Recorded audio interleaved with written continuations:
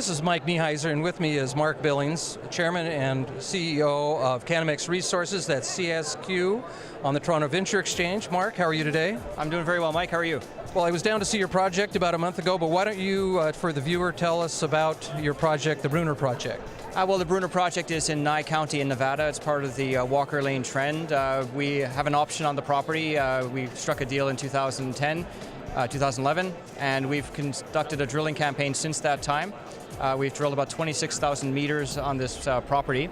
It's interesting to note this is a historic producing property going back to the early 1900s. It produced 100,000 ounces of gold at an average grade of about 19 grams per ton. There was a historic estimate on the property that was done in the early 1990s, about 383,000 ounces of gold on the property.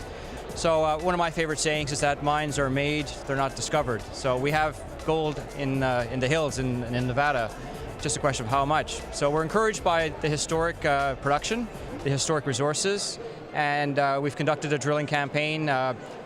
We've plotted the drill holes after doing a geomag survey, and what we're finding is a lot of high-grade feeder zones below the historic production area.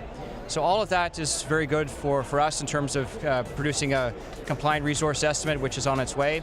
So on the property, there's a historic area, as I've talked about, and we found two new discoveries, one to the north, Paymaster, and one to the east, Pinellas.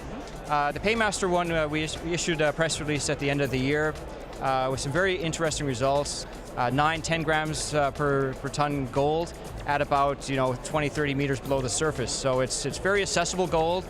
We hope it'll be economic, that's to be determined, but everything that we've done so far has been very encouraging to show that we have a potential mine on our hands here. So what else are we missing? Anything that we left out?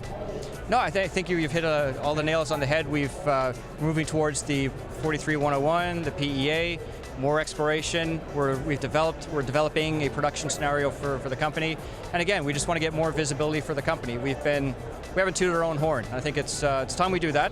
It's time we tell the story to people, and I think we're going to be much more active and a bit more aggressive on the marketing front this year. And again, I think please pay attention to the stock and our news flow, and I think we'll have a number of good releases coming out in this year. Well, I think the estimate and the PA should be real helpful for investors to understand the project, and it'll be interesting to see that when it comes out.